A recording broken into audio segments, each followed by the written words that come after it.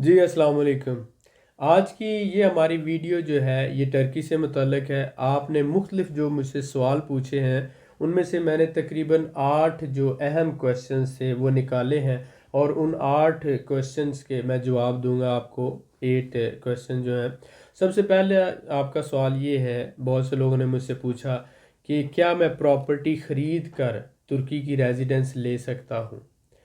ये बात कंफर्म है 100%। और दुनिया के तकरीबन 50 से ज़्यादा मुल्कों से लोग आकर टर्की में प्रॉपर्टी ख़रीद कर, ऐसे लोग, मैं उनकी बात कर रहा हूँ जिन्होंने $2.5 लाख की प्रॉपर्टी नहीं ख़रीदी, बल्कि $50,000, $60,000, $1 लाख, $30,000, $20,000 रेजिडेंशियल प्रॉपर्टी ख़रीद कर उन्होंने उसके ऊपर अपनी और अपनी फैमिली की प्रॉपर्टी रेजिडेंस ली है और गवर्नमेंट ऑफ टर्की ने दी है। ये कानून है टर्की का। तो ये बात 100% कन्फर्म है कि अगर आप एक बेडरूम वाला घर या 2 बेडरूम वाला घर ख़रीदते हैं अपनी फैमिली के साइज़ के हिसाब से, तो आपको प्रॉपर्टी रेजिडेंस मिलती है। अब जो प्रॉपर्टी की कॉस्ट है वो इस्तांबुल में और हो सकती है, अंकारा में और है, और दूसरे शहरों में डिफरेंट हो सकती है। लेकिन मैं आपको ये बता देता हूँ कि 20 से 30% इस्तांबुल में प्रॉपर्टी महंगी है एज़ कम्पेयर टू अंकारा या दूसरे शहरों के। तो डेफिनेटली आप प्रॉपर्टी लेकर, रेजिडेंशियल प्रॉपर्टी लेकर रेजिडेंस ले सकते हैं, कमर्शियल प्रॉपर्टी पे नहीं ले सकते। दूसरा सवाल ये है कि क्या प्रॉपर्टी किराए पर दे सकता हूँ। आप प्रॉपर्टी ऑनर हैं, डेफिनेटली आप अपनी प्रॉपर्टी किराए पर दे सकते हैं और किसी भी कंपनी को या प्रॉपर्टी डीलर को प्रॉपर्टी मैनेजमेंट के लिए हायर कर सकते हैं। उसका आप लीगल एग्रीमेंट करते हैं और गवर्नमेंट को टैक्स पे करते हैं। तीसरा कि क्या 5 साल के बाद मुझे पासपोर्ट मिल जाएगा। देखें, पासपोर्ट 5 साल के बाद सिर्फ उन्हीं लोगों को मिलता है जो लगातार 5 साल टर्की में प्रॉपर्टी खरीदने के बाद रहते हैं और 1 साल में 9 महीने वो टर्की के अंदर ही गुजारते हैं।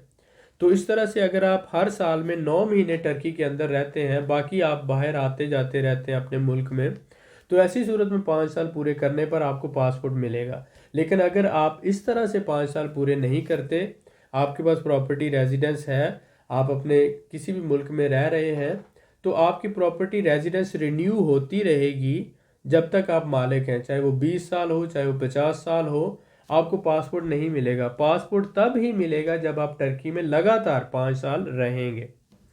उसके बाद चौथा सवाल है, क्या मैं अपने 18 साल से बड़े बच्चों को साथ रख सकता हूँ। पूरी दुनिया में, जैसे यूरोपीय दुनिया की बात कर रहा हूँ, एशियन वर्ल्ड्स की बात नहीं कर रहा, कि 18 साल के बाद बच्चों को घर से निकाल दिया जाता है और उनको एक अलहदा से इंडिपेंडेंट पर्सन के तौर पर कंसिडर किया जाता है, वो लड़का हो या लड़की हो। लेकिन हमारे मुस्लिम मुआशरे में ऐसा नहीं होता या एशियन मुआशरे में ऐसा नहीं होता। मैं इस बात को समझ सकता हूँ, लेकिन कानून जो है वो इस बात को नहीं मानता। जो 18 साल की उम्र का बच्चा है आपकी नज़र में, वो एक नौजवान है कानून की नज़र में। तो वो ये कहता है कि अगर आपके बच्चे 18 साल से बड़े हैं तो या तो आप उनको प्रॉपर्टी में पार्टनर बनाएं अपने साथ, या उनके लिए अलहदा से आप घर खरीदें और उनकी रेजिडेंस लें। 18 साल से कम उम्र के बच्चों का आप रेजिडेंस ले सकते हैं एज ए फैमिली, लेकिन बड़े बच्चों के लिए आपको अलहदा से घर खरीदना पड़ेगा या अपने साथ उनको पार्टनर बनाना पड़ेगा। पांचवा सवाल है, क्या मैं अपने वालिदैन को साथ रख सकता हूँ। अगर आपके वालिदैन की उम्र 65 साल से ज़्यादा है तो आप उनको साथ रख सकते हैं, या वो मेडिकली अनफिट हैं तो आप साथ रख सकते हैं उसका सर्टिफिकेट लगा कर। डेफिनेटली आप रख सकते हैं। क्या मैं अपने बहन भाई को साथ रख सकता हूँ। आप अपने बहन भाई का वीज़ा स्पॉन्सर कर सकते हैं लेकिन उनकी रेजिडेंस स्पॉन्सर नहीं कर सकते। आप उनको 6 महीने 1 साल अपने साथ रख सकते हैं लेकिन उनकी प्रॉपर्टी रेजिडेंस आप नहीं ले सकते। कम से कम कितने की प्रॉपर्टी मिल जाती है। आप ये देखें कि एक बेडरूम का जो घर है किसी छोटे शहर में, स्टूडियो अपार्टमेंट जिसे कहा जाता है, $15,000 में ऑलमोस्ट, और बहुत ही छोटे टाउन्स में $12,000 में भी मिल जाता है। लेकिन स्टूडियो अपार्टमेंट जो होता है वो एक बेडरूम वाला सिर्फ घर होता है, उस पे एक बंदे को जो है आप रेजिडेंस ले सकते हैं। लेकिन अगर आप फैमिली हैं तो आपको 1+1 कम से कम, अगर आप मियाँ बीवी 2 लोग हैं तो कम से कम 1+1 लेना पड़ेगा। एक बेडरूम और एक ड्राइंग वाला, तो उसकी सस्ते से सस्ता भी 15 से 18 हज़ार डॉलर है। तो एवरेज अखराजात डाल के $20,000 आपका मिनिमम खर्चा है। तो ये आपकी इन्वेस्टमेंट है, आपका घर है, तो फिर उसके बाद आप रेजिडेंस भी ले सकते हैं और आप किराए पर भी आपको नहीं रहना पड़ेगा।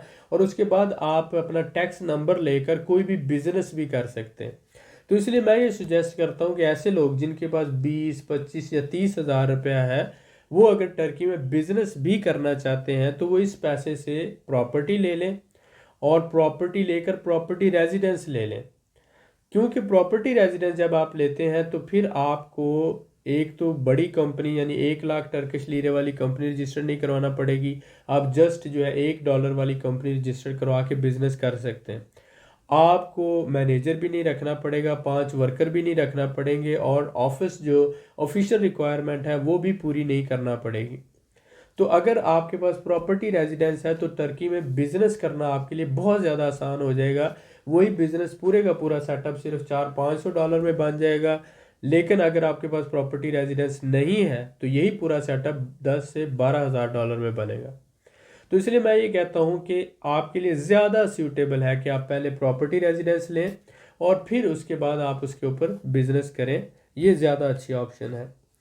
क्या जॉब या बिजनेस कर सकता हूँ, ये 8वां सवाल है। डेफिनेटली अगर आपके पास प्रॉपर्टी रेजिडेंस है तो आप जॉब कर सकते हैं, लेकिन जॉब के लिए टर्की में आपको टर्किश लैंग्वेज आना ज़रूरी है।